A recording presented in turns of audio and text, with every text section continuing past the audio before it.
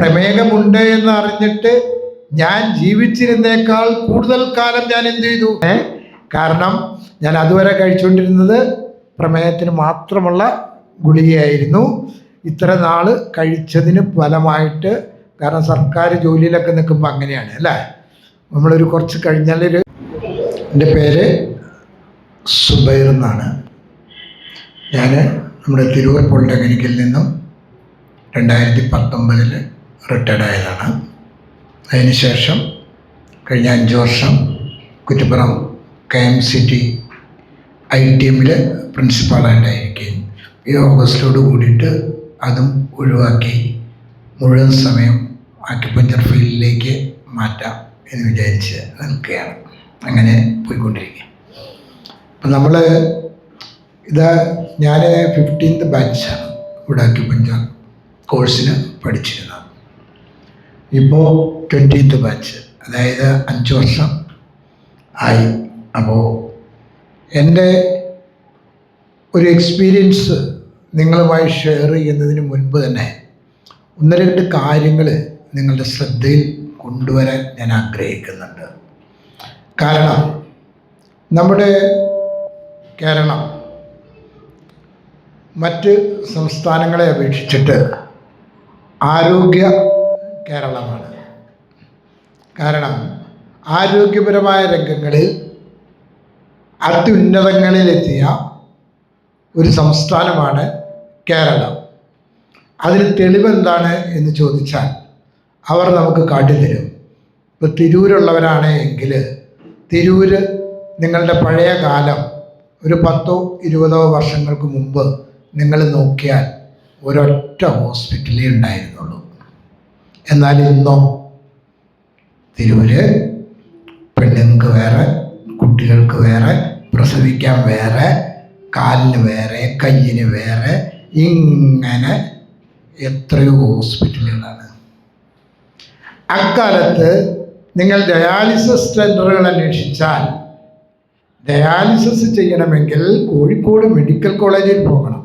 ഇന്നോ ഓരോ രാഷ്ട്രീയ പാർട്ടികളും അവരുടെ സാമ്പത്തിക നിലയനുസരിച്ച് മുക്കിന് ഡയാലിസിസ് സെൻ്റർ. ഇതൊക്കെ തന്നെയല്ലേ ആരോഗ്യരംഗങ്ങളിൽ കേരളത്തിലുണ്ടായ വളർച്ച. അപ്പോൾ കേരളം ആരോഗ്യരംഗത്ത് എങ്ങനെയാണ് വളർന്നോ? ഒന്നാലോചിച്ച് നോക്കിയാൽ മതി. കേരളം ആരോഗ്യരംഗത്ത് വളർന്നു എങ്കിൽ ഹോസ്പിറ്റലുകൾ എന്ത് ചെയ്യണം? ഇല്ലാതെയാകണം. ഇല്ലാതെ ആയാൽ മാത്രമേ കേരളം എന്ത് ചെയ്യുള്ളൂ? ആരോഗ്യരംഗത്ത് വളരുള്ളൂ. അപ്പോൾ ആരോഗ്യരംഗത്ത് വളർന്നിരുന്ന കേരളത്തെ നിരന്തരമായ പ്രവർത്തനങ്ങളിലൂടെ എന്ത് ചെയ്തു? താഴേക്ക് കൊണ്ടുവന്നു. ഇതിന് നിദാനമായി പറയുന്ന രോഗങ്ങൾ എന്താണ്? ജീവിതശൈലി രോഗങ്ങളാണ്. ഏത് രോഗത്തെ നമ്മൾ പഠിക്കുവാനെടുത്താലും ഈ രോഗങ്ങളുടെ എല്ലാം ഉത്ഭവം ജീവിതശൈലി രോഗങ്ങളാണ്. അത് വ്യത്യസ്ത പേരുകളിൽ, വ്യത്യസ്ത സ്വഭാവങ്ങളിൽ നമ്മളോടൊപ്പം ഉണ്ട്.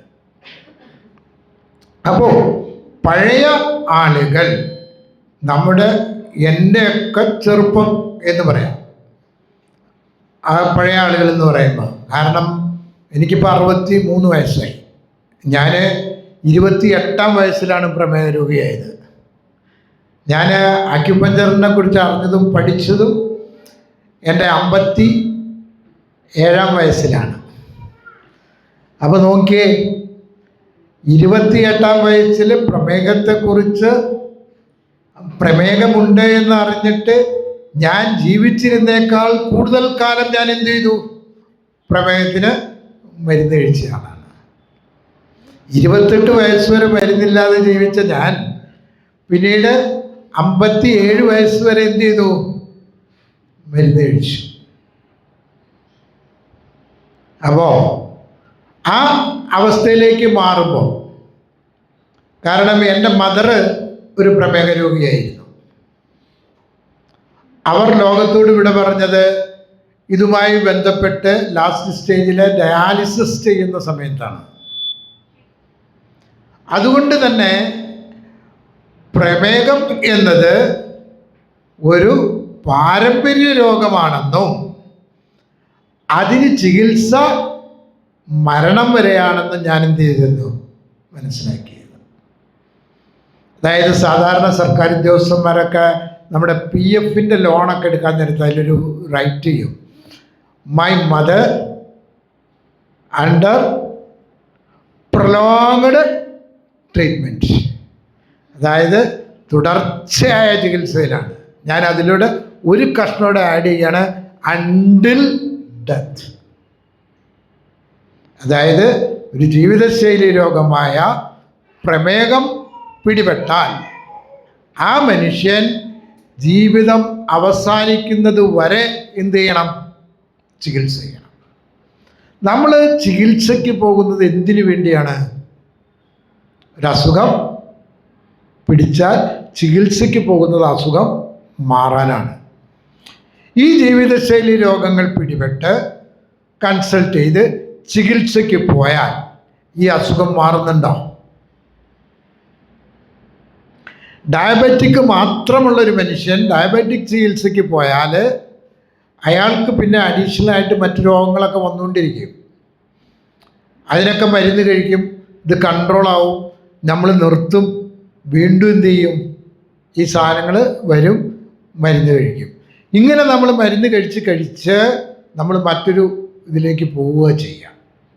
അപ്പോൾ നമുക്ക് ജീവിതശൈലി രോഗങ്ങളെ പിടിപെട്ട് കഴിഞ്ഞാൽ അതിന് കാരണം എന്താണോ ആ കാരണത്തെ നമ്മൾ എന്ത് ചെയ്യുക, ഒഴിവാക്കുക. അപ്പോൾ അസുഖം എന്ത് ചെയ്യും, മാറും.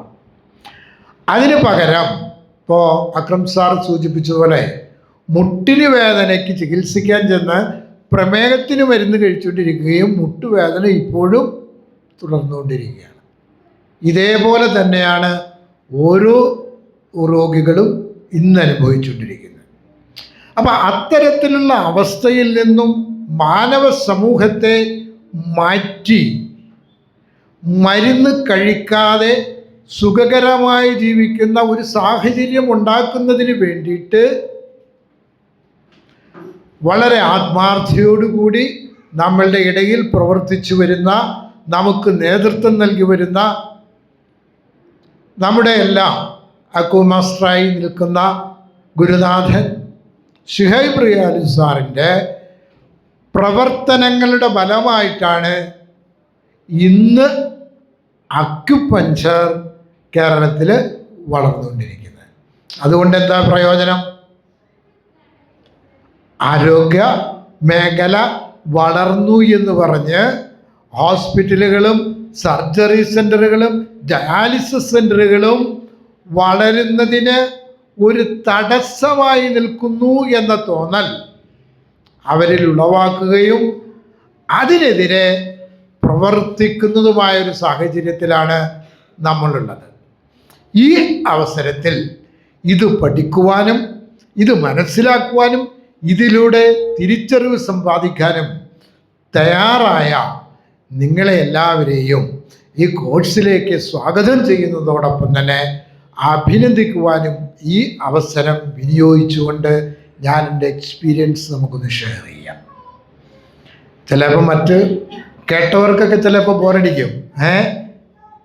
എന്തു തന്നെയാണെങ്കിലും പുതിയ ഒരാളുണ്ട് എങ്കിൽ ഞാനിത് പറയുന്നത് കൊണ്ട് ഒരാൾക്കെങ്കിലും ചിന്തിക്കുവാനും പ്രവർത്തിക്കുവാനും ആ പ്രവൃത്തി തലത്തിലേക്ക് ആത്മാർത്ഥതയോടെ കൂടി നിൽക്കുവാനും കഴിയുമെങ്കിൽ ഞാൻ ചാരിതാർത്ഥ്യമാണ്. എനിക്കത്രയേ വേണ്ടൂ.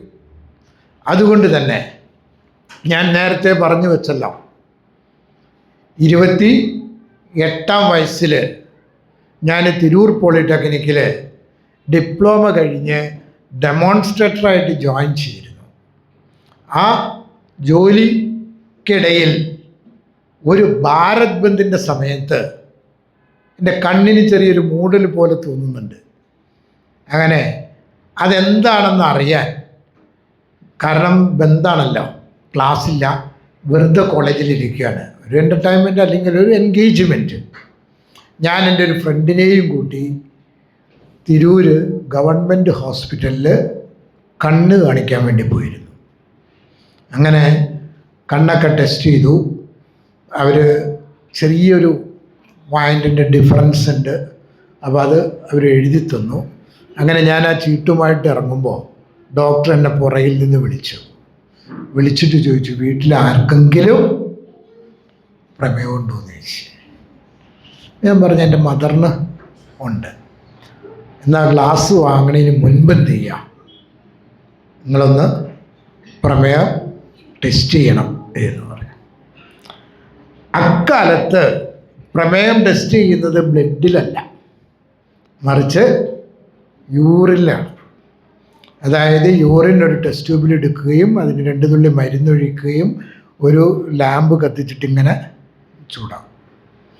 അതിൻ്റെ നിറമായിരുന്നു അന്ന് എന്ത് ചെയ്യുന്നത്, പ്രമേഹ രോഗിയാണോ അല്ലയോ എന്ന് തീരുമാനിക്കുക. അങ്ങനെ ചൂടാക്കിയപ്പോൾ ആ ടെസ്റ്റ് ട്യൂബിലെ ലായനിയുടെ നിറം ബ്ലഡിൻ്റെ കളറായി.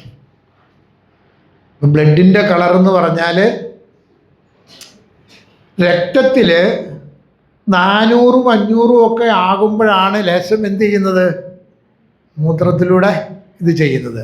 ഇന്ന് നമ്മൾ ബ്ലഡിൽ 83 ഉണ്ടെങ്കിൽ അത് 30 പറയാം.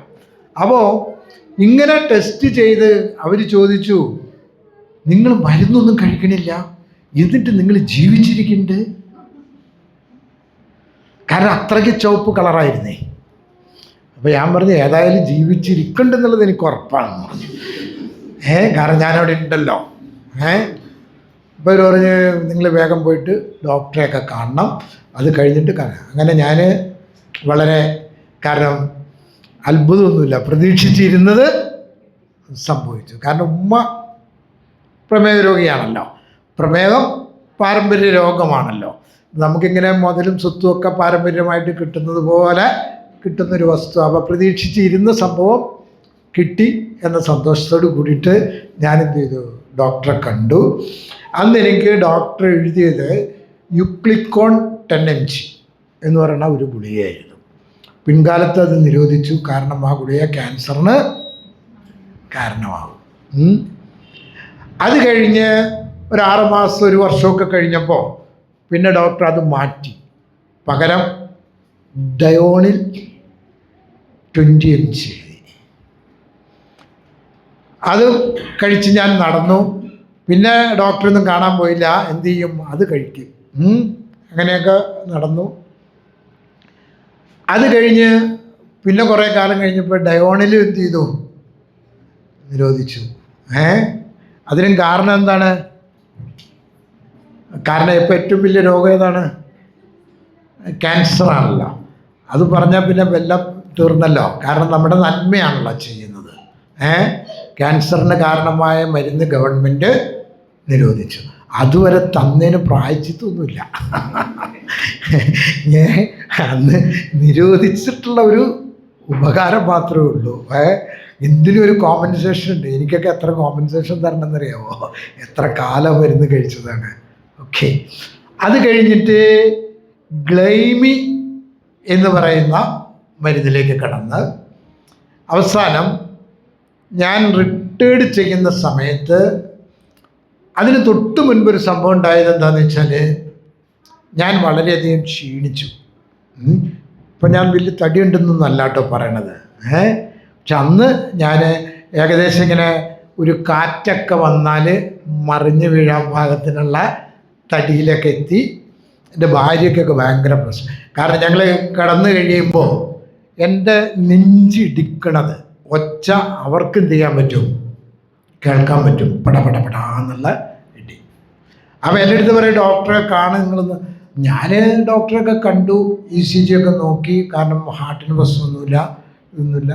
ഡോക്ടർ പറഞ്ഞു ബ്ലഡ് ചെക്ക് ചെയ്യാൻ പറഞ്ഞു. ബ്ലഡ് ചെക്ക് ചെയ്തു, എല്ലാം കൺട്രോൾഡാണ്. കൊളസ്ട്രോൾ കൺട്രോൾഡാണ്, പ്രമേഹം കൺട്രോൾഡാണ്. പിന്നെ എന്താ പ്രശ്നവും കുഴപ്പമൊന്നുമില്ല എന്ന് ഡോക്ടർ പറയും. പിന്നെ എനിക്ക് വലിയൊരു സമാധാനം എന്താണെന്ന് വെച്ചാൽ, എന്ത് കഴിച്ചാലും പ്രമേഹം കൂടില്ല ആ സമയത്ത്. അതുകൊണ്ട് എന്താണ്, നല്ല മട്ടനും നല്ല ഇതെല്ലാം ഞാൻ കഴിക്കും. കാരണം പ്രമേഹം എന്താണേലും കൂടില്ല. കൊളസ്ട്രോൾ ദിവസം ഓരോ ദിവസം ഞാൻ കണ്ടിന്യൂസ് ആയിട്ട് 3 പ്രാവശ്യം ടെസ്റ്റ് ചെയ്തു ഭക്ഷണമൊക്കെ കഴിച്ചിട്ട്. അപ്പോഴൊക്കെ എന്താണെന്ന് വെച്ചാൽ കൊളസ്ട്രോൾ ദിനം പ്രതി ഒരു 10 ഇത് വെച്ചിട്ട് കുറയും. 80 ആയി. 200 വരെ കൊളസ്ട്രോൾ എന്ന് പറഞ്ഞ് 80 ആയി. അപ്പോൾ ഞാൻ എന്താ സംഭവം എന്നറിയില്ല, ഞാൻ നന്നായിട്ട് ക്ഷീണിക്കുകയും ചെയ്യുന്നുണ്ട്. അവസാനം എൻ്റെ വൈഫ് ഞാൻ ഡോക്ടറെ കാണുന്നില്ല എന്ന് വിചാരിച്ചിട്ട് എൻ്റെ ഫ്രണ്ടിനെ വിളിച്ചു പറഞ്ഞു, ഓരോന്ന് ഡോക്ടറെ കാണിക്ക്, ഇതൊക്കെ ഭയങ്കര ഇതാണ് എന്നൊക്കെ പറഞ്ഞു. അങ്ങനെ ഡോക്ടറെ അടുത്ത് ട്രിവാൻഡ്രത്ത് വെച്ചിട്ടാണ് ഡോക്ടറെ അടുത്ത് എൻ്റെ ഫ്രണ്ട്സ് എന്നെ കൊണ്ടുപോകുന്നത്. അവിടെ ECG ഒക്കെ എടുത്ത് നോക്കി ഡോക്ടർ പറഞ്ഞൊരു കുഴപ്പമില്ലാന്ന്. പക്ഷെ ഞാനൊന്ന് ഇങ്ങനെ പോയാൽ വീഴും. ആ ഒരു കണ്ടീഷനിലാണ്. ചില സമയത്ത് വീഴാൻ പോകുമ്പോൾ ആളുകൾ പിടിക്കുകയൊക്കെ ചെയ്യും.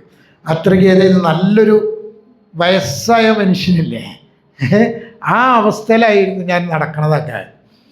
അങ്ങനെ അവസാനം ഞാൻ ബേബി മെമ്മോറിയലിൽ വെച്ചിട്ട് ഒരു ഡോക്ടർ എന്നോട് പറഞ്ഞു, നിങ്ങൾക്ക് തൈറോയിഡ് ഉണ്ടാവും. അങ്ങനെ ബേബി മെമ്മോറിയലിൽ ഞാൻ സ്കാനിന് വിധേയമായപ്പോൾ ശരിയാണ്, എനിക്ക് തൈറോയിഡായിരുന്നു.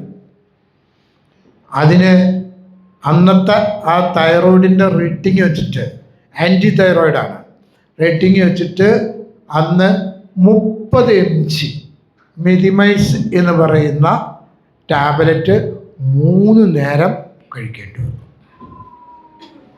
അങ്ങനെ ഇപ്പോൾ എനിക്ക് എന്തിൻ്റെ ഒരു പ്രൊമോഷൻ കിട്ടി അല്ലേ, ഒരു അഡീഷണൽ ഇൻക്രിമെൻറ്റും കിട്ടി. കാരണം ഞാൻ അതുവരെ കഴിച്ചുകൊണ്ടിരുന്നത് പ്രമേഹത്തിന് മാത്രമുള്ള ഗുളികയായിരുന്നു. ഇത്ര നാൾ കഴിച്ചതിന് ഫലമായിട്ട്, കാരണം സർക്കാർ ജോലിയിലൊക്കെ നിൽക്കുമ്പോൾ അങ്ങനെയാണ് അല്ലേ, നമ്മളൊരു കുറച്ച് കഴിഞ്ഞാലൊരു ഇൻക്രിമെൻറ്റ് തരും, പിന്നെ ഒരു ഗ്രേഡ് തരും, പിന്നെ പ്രൊമോഷൻ വേക്കൻസി അനുസരിച്ച് തരും. കാരണം നമ്മളൊന്ന് ആക്റ്റീവ് ആവാൻ വേണ്ടിയിട്ടാണ് എന്ന് പറഞ്ഞ പോലെ എനിക്കെന്ത് ചെയ്തു, ഒരു അഡീഷണൽ ഇൻക്രിമെൻറ്റും തന്ന് എന്നെ പ്രൊമോട്ട് ചെയ്തു. ഇപ്പം ഞാൻ 2 അസുഖത്തിന് രോഗിയാണ്. ഒന്ന് പ്രമേഹവും പിന്നൊന്ന് തൈറോയിഡും. ഈ തൈറോയിഡിൻ്റെ ഗുളിക കഴിച്ചു തുടങ്ങിയപ്പോൾ എൻ്റെ കൊളസ്ട്രോൾ ഷൂട്ട് ചെയ്തു. അപ്പം അതുവരെ കൊളസ്ട്രോൾ ഷൂട്ടാകാതെ ഈ ഭക്ഷണമൊക്കെ കഴിച്ചിട്ട് ഇരുന്നത് എന്തുകൊണ്ടാണ്? ഈ ആൻറ്റി തൈറോയിഡ് ഉള്ളത് കൊണ്ടാണ് പ്രമേഹവും കൊളസ്ട്രോളും കൂടാത്തത്. ഇതുണ്ടെങ്കിൽ ആ സാധനം എന്ത് ചെയ്യൂല, ഷൂട്ടാവില്ലല്ലോ.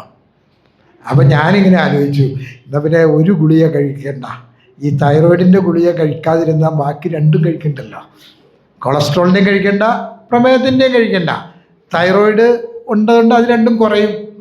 ഇത് തൈറോയിഡ് കഴിച്ചു തുടങ്ങിയപ്പോൾ ഇതോടെ കഴിച്ച്, അങ്ങനെ 3 സൈസ് ഗുളിക കഴിച്ചുകൊണ്ടിരിക്കുന്ന സമയത്താണ് എൻ്റെ നിയോഗമെന്ന പോലെ എൻ്റെ വൈഫിൻ്റെ അല്ലെങ്കിൽ മദറിൻലോയുടെ ബാക്ക് പെയിനുമായി ബന്ധപ്പെട്ട് മദറിൻലോ എന്നോട് പറയുകയുണ്ടായി, എന്തെന്ന്, ഒരു അക്യുപഞ്ചർ എന്ന് പറയുന്ന ചികിത്സയുണ്ട്. എന്തോ ഷുഹൈബ് റിയാലു എന്ന് പറയുന്ന ഒരാളാണത് ചെയ്യണത്. അപ്പോൾ ഈ ഷുഹൈബ് റിയാലു എന്നൊക്കെ കേട്ടപ്പോൾ ഞാൻ വിചാരിച്ചു അത് എവിടുത്തുകാരനാന്ന് ചോദിച്ചു. കാരണം ഈ പേരിൻ്റെ ഇത് കണ്ടപ്പോൾ. അപ്പോൾ അത് നമുക്കറിയില്ല, പക്ഷെ ഇങ്ങനെ ഒരാളുണ്ട്. ഞാൻ പറഞ്ഞു ഏതായാലും ഞാൻ നോക്കാം എന്ന് വിചാരിച്ചു. ഞാൻ കോളേജിൽ വന്ന് കോളേജിൽ ഇങ്ങനെ നമ്മുടെ ഫ്രണ്ട്സായിട്ട് ഡിസ്കസ് ചെയ്തപ്പോൾ, നീ അറിയില്ല, അത് നമ്മുടെ ഷുഹൈബാണ് എന്ന് പറഞ്ഞു. അത് നമ്മുടെ കോളേജിലൊക്കെ പഠിച്ചിരുന്ന ഷുഹൈബാണ് എന്ന് പറഞ്ഞു. അപ്പം അതാണോ ഈ ചികിത്സ എന്ന് ചോദിച്ചു. കാരണം എന്താണെന്ന് വെച്ചാൽ ഈ പോളിടെക്നിക്കിൻ്റെ ഫ്രണ്ടിൽ ഒരു വീടുണ്ട്. ഞങ്ങളുടെ കോളേജിലുണ്ടായിരുന്നൊരു അധ്യാപകൻ നൈജീരിയയ്ക്ക് പോയപ്പോൾ അത് വാടകയ്ക്ക് കൊടുത്തിരുന്നു. അവിടെയാണ് ഈ അക്യുപഞ്ചർ ചികിത്സാ കേന്ദ്രം ആദ്യം തുടങ്ങിയത്. അപ്പം ഞങ്ങളിങ്ങനെ അതിൻ്റെ ഫ്രണ്ടിൽ കൂടെ കാപ്പി കുടിക്കാനൊക്കെ പോകുമ്പോൾ ഞങ്ങൾ പറയും, ദാ 20-ാം നൂറ്റാണ്ടിൽ നേരം വെളുക്കാത്ത ഒരു വിഭാഗം ഇരിക്കുന്ന സ്ഥലം. കാരണം വേൾഡ് ലെവലിൽ മൾട്ടി സ്പെഷ്യാലിറ്റി ഹോസ്പിറ്റലുകളും 5 വർഷം MBBS, 1 വർഷം മൗസ് സർജൻസിയും കഴിഞ്ഞ് MD അതുകൂടാതെ അമേരിക്ക FRCS ഒക്കെ എടുത്തിട്ട് വരണ ഓരൊക്കെ പൊട്ടന്മാരാണല്ലോ. അല്ലേ? നിങ്ങൾ ആരെങ്കിലും അങ്ങനെ ചിന്തിച്ചിട്ടുണ്ടോ എന്നെനിക്കറിയില്ല. ചിന്തിച്ചവരുണ്ടോ? എൻ്റെ കൂട്ടുകാരായിട്ട് ആരെങ്കിലും? എനിബഡി? യെസ്. അപ്പോൾ അങ്ങനെയുള്ള ഒരു ടീം ഇരിക്കുന്ന സ്ഥലമാണെന്ന് പറയും. അത് കൂടാതെ ഈ അക്യുപഞ്ചർ ഇതിനുമായി ബന്ധപ്പെട്ട പരീക്ഷകളും മറ്റും നടത്തുന്നതിനൊക്കെ കോളേജിൽ സെൻറ്ററിന് വേണ്ടിയിട്ട് ഷുഹൈബ് സാറൊക്കെ അവിടെ വരാറുണ്ട്. അപ്പോഴും ഇവരെ കാണും. അപ്പോഴും നമ്മൾ അടക്കിച്ചിരിക്കും. ഇവർക്കൊക്കെ ഇതൊക്കെ എങ്ങനെയൊന്ന് പറഞ്ഞു കൊടുക്കുക, ഇവരൊക്കെ എങ്ങനെ ഇതിൽ നിന്നൊന്ന് മാറ്റിയെടുക്കുക എന്നൊക്കെ ആ ആളെ കുറിച്ചിട്ടാണ് ആര് പറയണത്? എൻ്റെ ഉമ്മ പറയണത്. അപ്പോൾ ഉമ്മയെ വിഷമിപ്പിക്കണ്ടല്ലോ എന്ന് വിചാരിച്ചിട്ട് ഞാനൊന്ന് ഷുഹൈബ് സാറിനെ ഫോണിൽ വിളിച്ചു. അപ്പോൾ ഞാനിങ്ങനെ ഫോണിൽ വിളിച്ചിട്ട് ഞാൻ പോളിടെക്നിക്കിൽ നിന്നാണ്, ഇങ്ങനെ ഡിപ്പാർട്ട്മെൻറ്റ് HOD ആണ് അൽഫോൺസിൻ്റെ സുബൈർ. സാറേ ഇത് ഞാനാ സാറേ ഷുഹൈബ്. അപ്പോൾ ഞാൻ ഇങ്ങനെ എൻ്റെ ഉമ്മ ഇങ്ങനെ ഒരു കാര്യം സാറൊക്കെ പോരെയെന്ന് പറഞ്ഞു.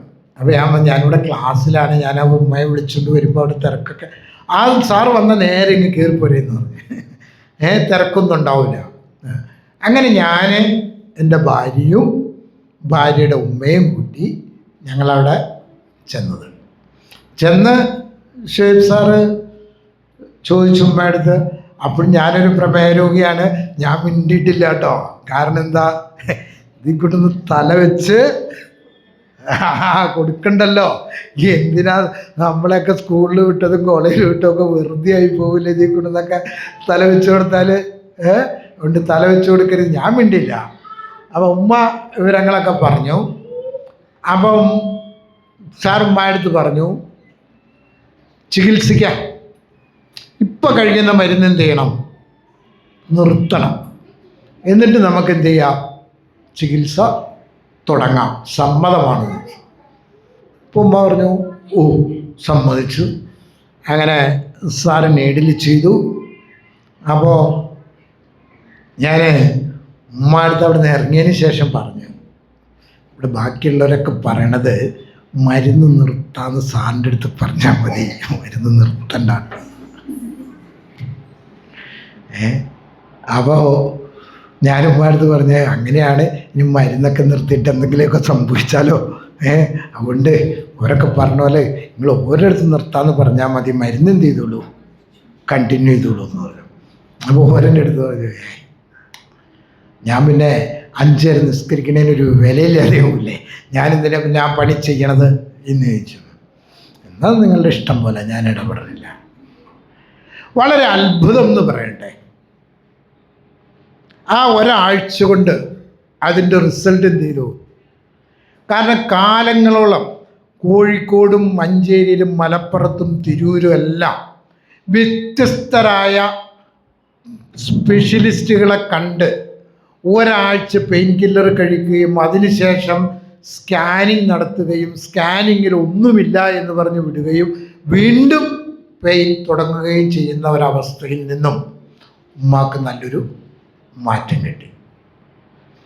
അത് കഴിഞ്ഞ് 2ാമത്തെ ആഴ്ചയും, കാരണം ബലം കിട്ടിയതുകൊണ്ട് പിന്നെ എന്ത് ചെയ്തു, 2ാമത്തെ ആഴ്ച പോയി. അപ്പോൾ പ്യുവർലി ഉമ്മ ക്യൂറായി. കാരണം ഈ ഉമ്മ ഈ കാലുവേദന ഉള്ളത് കൊണ്ട് ഏറ്റവും വലിയ നഷ്ടം എനിക്കായിരുന്നേ. കാരണം ഇപ്പം ആൾക്കാർ പറയില്ലേ, മരുമകൾ ഗർഭിണിയായാലും ഉമ്മാക്ക് ഗൾഫിൽ വിസിറ്റിങ്ങിനും പോകാമെന്ന് എന്നത് പറഞ്ഞ പോലെ ഞാനും എൻ്റെ വൈഫും എന്താണ് ജോലിക്കാരാ. അപ്പം രാവിലെ വീട്ടിൽ നിന്ന് ഇറങ്ങണമെങ്കിൽ എല്ലാ പണിയും തീർക്കണം. അപ്പോൾ ഉമ്മ കാലുവേദനയായിട്ടിരുന്ന പണി മുഴുവനും എന്ത് തീരൂല. ഉമ്മ കാലുവേദന ആയതുകൊണ്ട് ഉമ്മ എന്ത് ചെയ്യും, ഇങ്ങനെ കുറച്ച് നേരം നിന്ന് കഴിയുമ്പോൾ പെയിൻ തുടങ്ങും. പക്ഷെ അതൊക്കെ മാറി ഉമ്മ പഴയ സ്റ്റൈലിൽ വന്നു. അപ്പോൾ എനിക്ക് ഞാൻ ആ ഇതിലൊക്കെ ചെറിയ മാറ്റങ്ങളൊക്കെ വന്നു. ഇവരൊന്നും ഇനി പറഞ്ഞ് മനസ്സിലാക്കണ്ട, ഇതിലുള്ളത് എന്താണെന്ന് നമുക്കൊന്ന് മനസ്സിലാക്കാം എന്നുള്ള ചിന്തയിലേക്ക് ഞാൻ മാറി. അങ്ങനെ മാറിയത് കൊണ്ടാണ് ഞാൻ എന്ത് ചെയ്തത്, സാറുമായി സംസാരിക്കുകയും മെഡിസിൻ നിർത്തുകയും അതിലൂടെ ശരിക്കും ആരോഗ്യമൊക്കെ ഇപ്പോൾ ആൾക്കാരൊക്കെ പറയും, എനിക്ക് 6 വർഷമായില്ല റിട്ടയർഡ് ചെയ്തിട്ട്, എന്നിട്ട് നിങ്ങൾ ഇപ്പോഴും ഉഷാറായിട്ടാണല്ലോ ഇരിക്കുന്നത് എന്ന് ചോദിക്കുന്ന ഒരവസ്ഥയിലേക്ക് മാറാൻ എനിക്ക് കഴിഞ്ഞു. അപ്പോൾ ഇതാണ് എൻ്റെ ഒരു എക്സ്പീരിയൻസ്. അപ്പോൾ ഇത്തരത്തിലേക്കുള്ള ഒരു തിരിച്ചറിവിൻ്റെ ലോകത്തിലേക്ക് ആണ് നിങ്ങളിന്ന് കയറുന്നത്. ഈ തിരിച്ചറിവ് നിങ്ങൾക്ക് ശരിയാവണ്ണം വിനിയോഗിക്കാൻ കഴിയണം. അങ്ങനെ കഴിഞ്ഞാൽ മാത്രമേ ഇതിൻ്റെ പ്രയോജനം കിട്ടുകയുള്ളൂ. കാരണം ഒത്തിരി ആളുകൾ ഒരാവേശത്തിന് അക്യുപഞ്ചർ പഠിക്കാൻ വരും. ആവേശം കഴിയുമ്പോൾ അതെന്ത് ചെയ്യും? പക്ഷെ അങ്ങനെയല്ല. നമ്മളുടെ ഒരു പ്രത്യേകത, അക്യുപഞ്ചറിൻ്റെ വേറെ ഒരു പ്രത്യേകത എന്താണെന്ന് വെച്ചാൽ, ഒരു കുട്ടി ജനിച്ചപ്പോൾ കുട്ടിയുടെ മാതാപിതാക്കൾ നെയ്യത്താക്കിയതൊന്നുമല്ല, ഇതിനെ എന്ത് ചെയ്തോട്ടെ വലുതായി കഴിഞ്ഞ് ഞാൻ അക്യുപഞ്ചർ പഠിപ്പിച്ചോളാമെന്ന്. മനസ്സിലായില്ലേ? അതേസമയം മറ്റ് രീതികളിൽ പോകുന്ന കുട്ടികളെ സംബന്ധിച്ചിടത്തോളം നിങ്ങൾക്കറിയാം, അതിനു വേണ്ടിയിട്ട് ശ്രമിച്ചിട്ടുള്ളതാണ്. അപ്പം ഇന്ന് വരെ 12ാം ക്ലാസ് വരെ പഠിച്ചിട്ട് ജീവിതത്തിൽ ഒരു പ്രയോജനവും ചെയ്യാത്ത ടാൻതീറ്റയും കോസ്തീറ്റയൊക്കെ ആയിട്ട് നടക്കുന്ന ആളുകളാണ് നിങ്ങൾ, അല്ലേ? ഈ ടാൻതീറ്റ നിങ്ങൾക്ക് ജീവിതത്തിൽ എന്തെങ്കിലും ഉപയോഗിക്കാൻ പറ്റിയിട്ടുണ്ടോ? കോസ്തീറ്റ ഉപയോഗിക്കാൻ പറ്റിയിട്ടുണ്ടോ?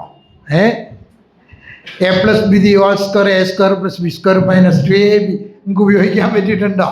ഇല്ല. പക്ഷെ ഇനിയുള്ള പഠനം നിങ്ങളുടെ ജീവിതത്തിലേക്ക് ഉപയോഗിക്കാൻ പറ്റുന്നതും നിങ്ങൾക്ക് നിങ്ങളുടെ ഏറ്റവും അടുത്ത ആളുകൾക്ക് പറഞ്ഞു കൊടുക്കുവാനും അവരെയും ഈ മേഖലയിലേക്ക് തിരിച്ചു കൊണ്ടുവരുവാനും കഴിയുന്ന വ്യത്യസ്തമായ ഒരു പഠനത്തിനാണ് നിങ്ങൾ തയ്യാറെടുക്കുന്നതെന്ന് മാനസികമായി തയ്യാറായിക്കൊണ്ട് ഇതിലേക്ക് വരണമെന്ന് മാത്രം അഭ്യർത്ഥിച്ചുകൊണ്ട് എന്നെ ശ്രമിച്ച നിങ്ങളോട് ഞാൻ നന്ദി രേഖപ്പെടുത്തിക്കൊണ്ട് ഞാൻ നിർത്തുന്നു.